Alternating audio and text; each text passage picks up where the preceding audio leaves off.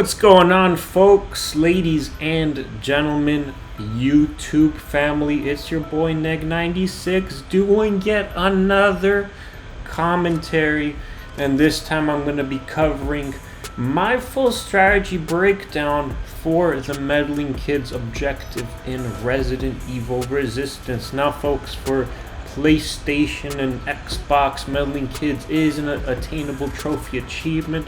For those of you who don't know, it's obtained by incapacitating a Miniboss 3 times over the course of the entire session.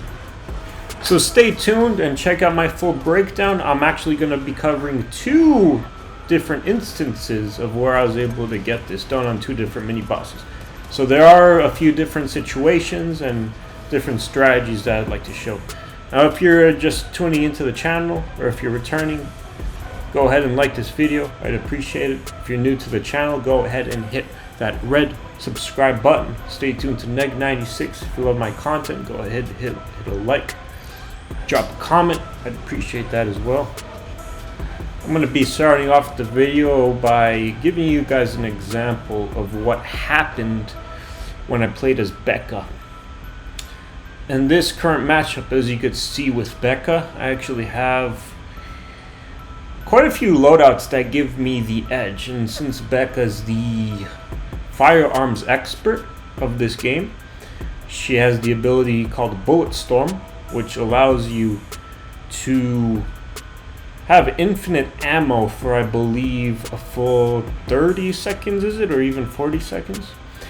Now that short little interval of time you have there is incredibly advantageous, because say if you were to have rockets or any other weapon in your arsenal that has high damage output, you know, you could just spam all that in succession without worrying about ammo consumption.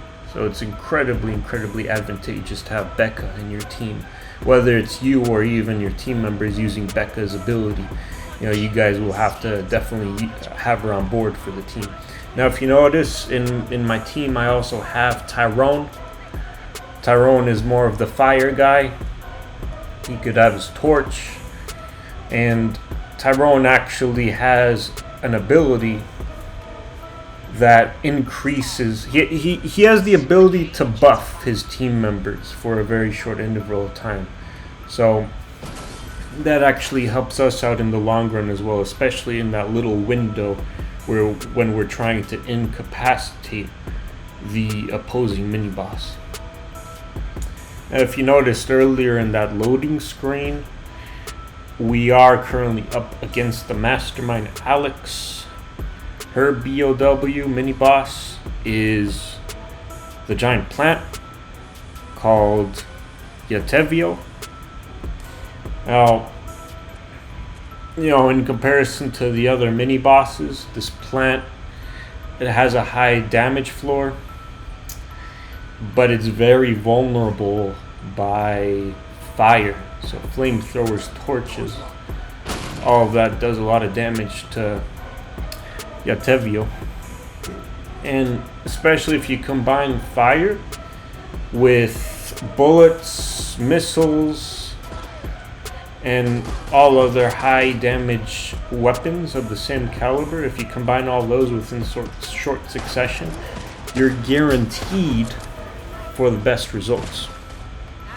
So like I said, you know, we have a team of Tyrone, we have, what is that, we have Samuel, we have Valerie.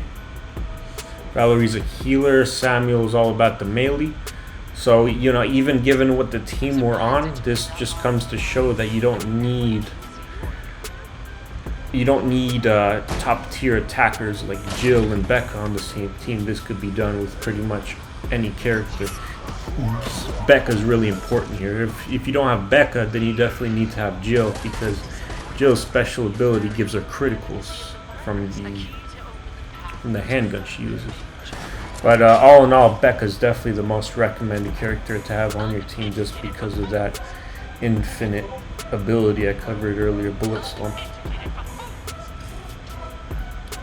Over here, we're still in Area 1. We're just finishing up with it.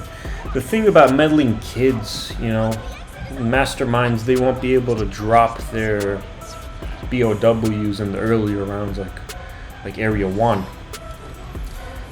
They might drop them on Area 2. If not Area 2, they're definitely going to drop them on Area 3, where you're going out to gather the kind of more time-consuming objectives, like breaking the red BOW chambers, or even extracting security consoles after picking up the keys from a security guard.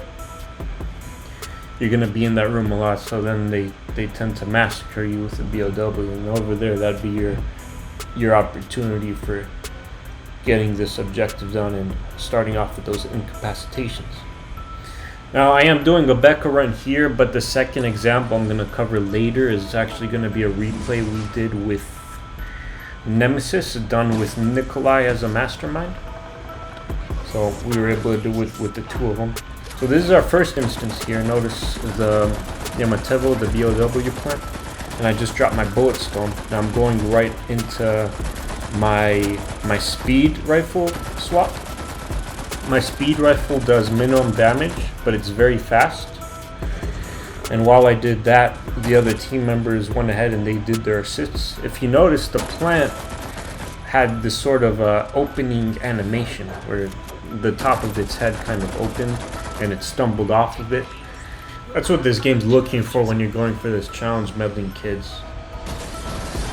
You know, rather than draining the boss of all its HP right away, and you could most definitely do that, what the game's looking for in terms of this objective here is that incapacitated animation.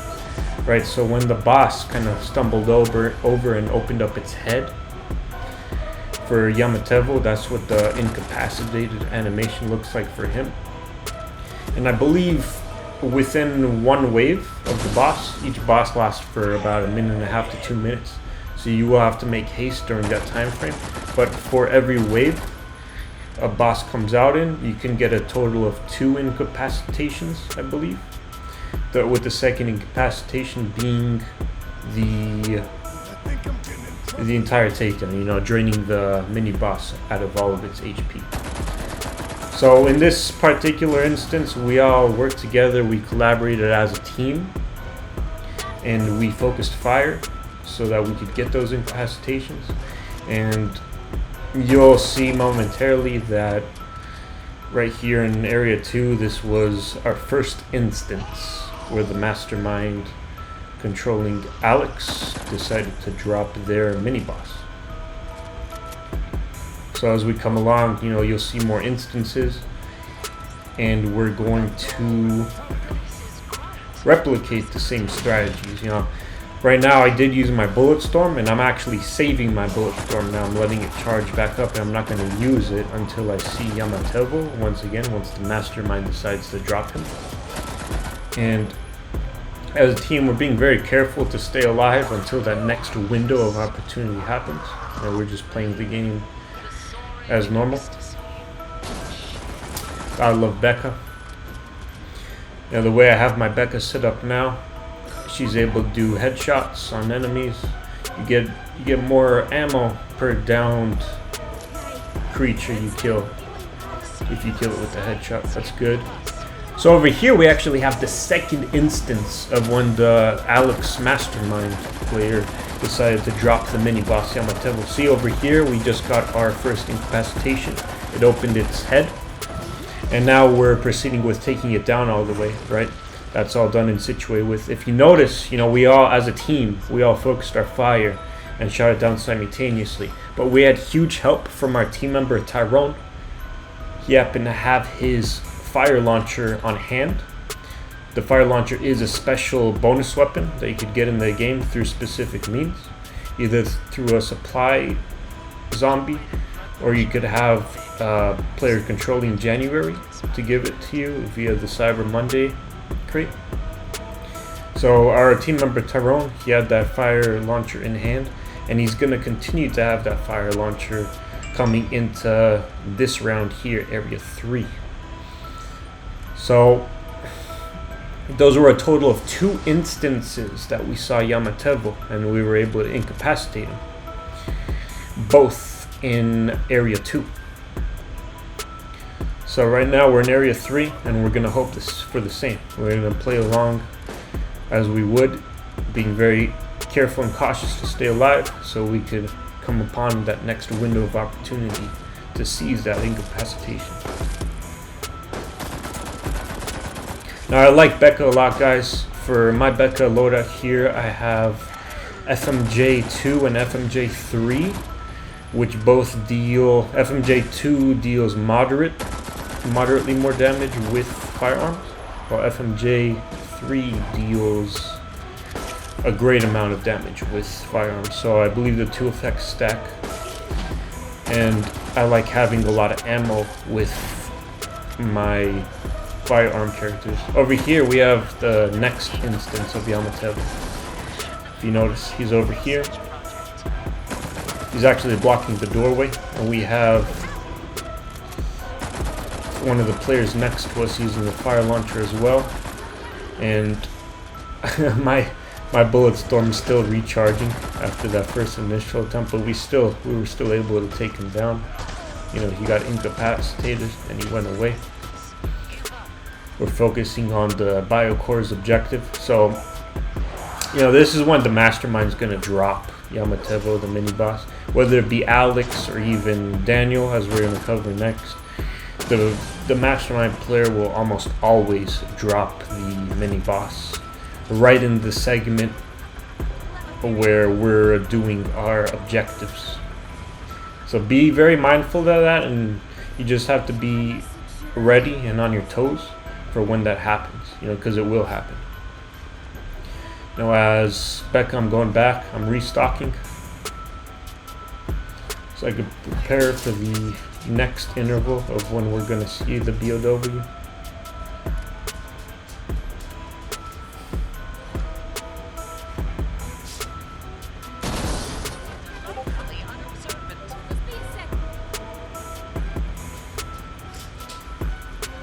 So the core is across the way over there. I'm making my way right to it.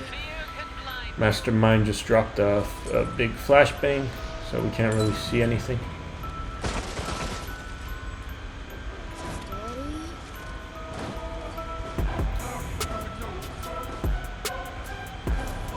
Coming up on the core now, we have all the members, and over here we actually have Yatevo again. The Alex mastermind decided to drop it again for the 3rd time. And we're over here taking it out. We have our team member on the assist with that flame launcher once more. And I did drop my bullet storm this time. I had it ready, but I actually ran out before it was taken out. So I'm using my actual ammo now. That's why it was very important that I restocked earlier, folks, in situations like these. Now over here, if you notice, one of our team members actually got eaten by the boss's instant takeout move. So that was kind of unfortunate. We lost support there. But even then, you know, after that character was eaten, we were still able to get that final incapacitation needed for the trophy. So that there's one instance of Meddling Kids being done with Alex, Yatevo BOW. Right now I'm going to be showcasing the second example, and I actually used January for this loadout. There's nothing particularly special about January, except for the fact that she has her passive ability called Cyber Monday, which lets you purchase special weapons from the armory, weapons such as the minigun, or the rocket launcher, or even the flame launcher, as we saw with one of our team members earlier on in the Becca example. And January has the ability to buy multiple of them throughout the rounds that she goes through. So of course you're able to gift your allies with a special weapon that you buy. So over here we're starting off. You notice we're up against Nicholai, and Nicholai's BOW is Nemesis. Nemesis does not have the ability to grab team members, but he does come equipped with a RPG, which makes him extra, extra strong. Nemesis can charge at you. He can chain his melee attacks, which makes him very fearsome. And when he's not doing that, he could drop that RPG on you, which adds a extra bit of kicker in there. Over here is January. I got pretty lucky here. Good RNG. And I got the first puzzle piece on right across from the objective on the first floor here.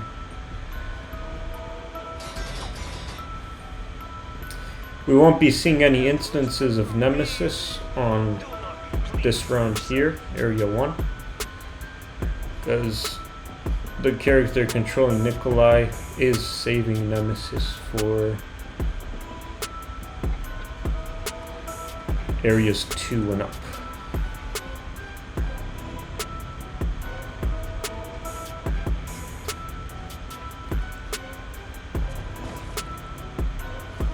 I'm doing my best to find the rest of the keys here. As I was saying earlier with January Cyber Monday, I actually don't do any of that here. I never buy out an RPG or a special weapon or anything of that sort, because we actually have a Jill and a Becca in our team. And you'll see this later, but the Becca in our team actually uses her Bullet Storm special ability while using RPGs. So that there's a huge powerhouse when we're going for the Nemesis takedown. So skipping the chest right away, going straight into it, folks. January.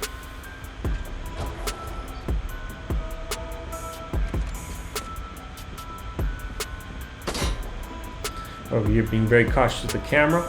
If you notice, I am single shotting that camera. I'm not trying to take it down right away.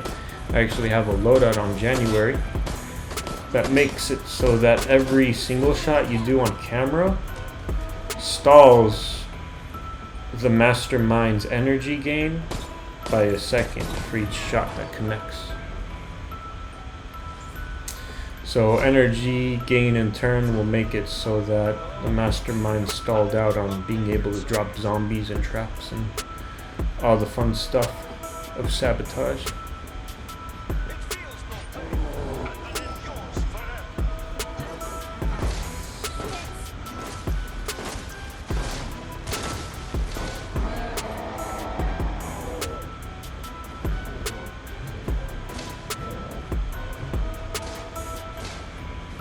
Over here I discovered the drop-off area, the regroupable area, to get to the next area here.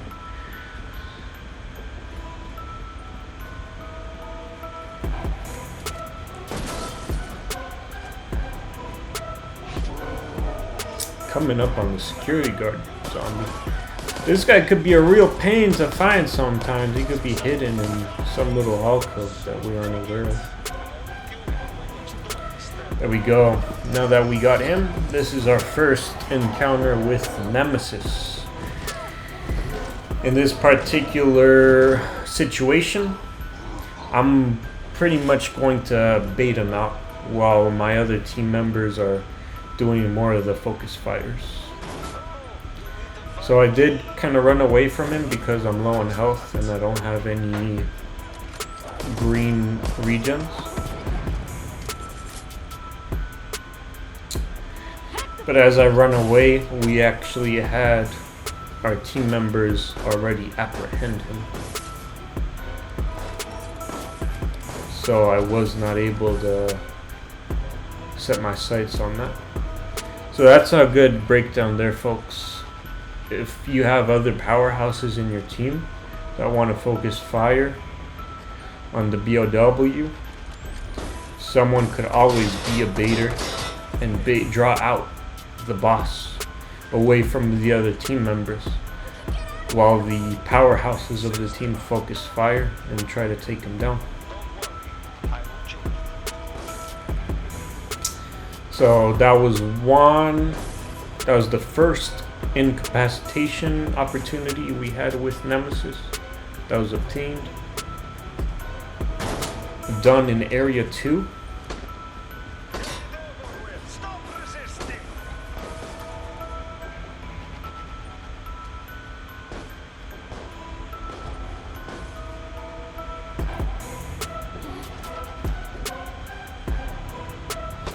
Now this door is giving me an awful lot of trouble here.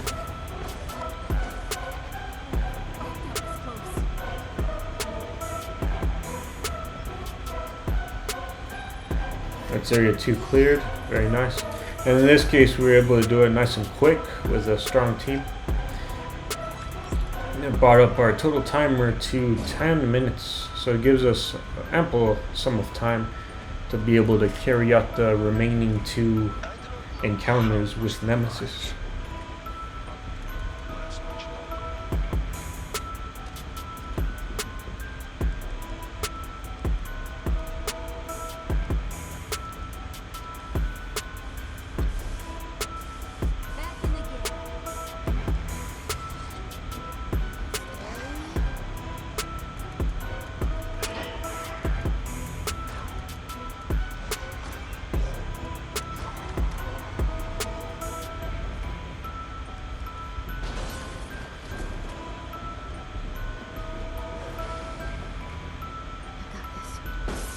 Wait, our first spawn here is zombie. Trying to beat it up to bits here.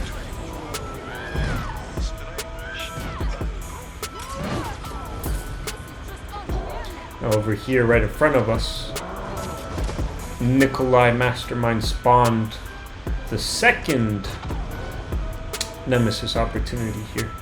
The BOW's there and stationary.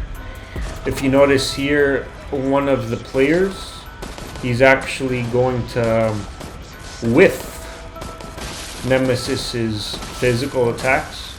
And I do have to tell you that the player we have on our team, they had an excellent use of spacing. They knew just how far away to stand so that the boss's melee attacks wouldn't damage their hitbox. So that works great for us. There we have an incapacitation. See, he went down in that down state. And that completely brought him down there. So that's the second incapacitation done from Nemesis. Nemesis does have a high damage floor. I don't think he has as much HP as Yatevo the plant does. But the thing with Nemesis, he can only sustain damage via headshots. Unless you're using explosives that do splash damage, like RPGs and things of the like, which I'm actually going to cover in this third instance.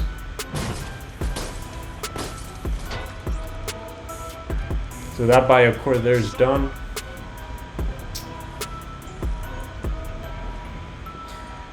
We we broke down all of the biocores now. Quick work done by the team. And we're making our way to the final exit now. Waiting for the chamber to unlock so we can escape. But before doing so, since we have a lot of time, right? I actually took the time to kind of lull around a bit and stall out.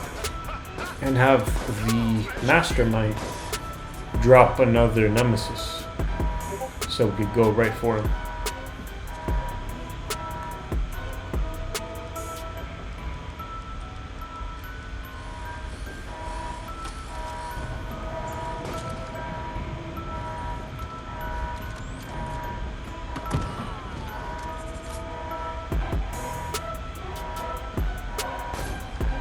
See, we got the dialogue, the Nemesis flowing it for you. That means that they just dropped the Nemesis. And that right there makes the third incident. I'm focusing fire by headshotting him. While if you see my Becca team member had their RPG, their missiles, and did their infinite ammo ability. and really focused fire on just destroying that boss's HP. So if you notice, that was the third incapacitation, and that there did unlock the Meddling Kids objective. And right now, you know, more efforts are just extraneous. We're gonna take him down all the way.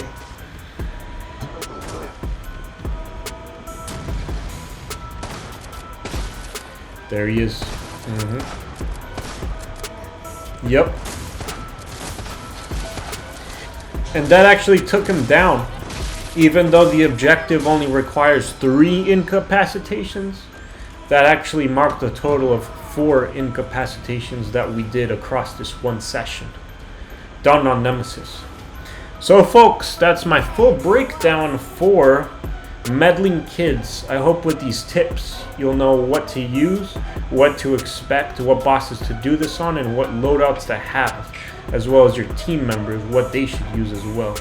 I really hope that this video helped you out, and as always, stay tuned for more Neg 96 content. Y'all take care.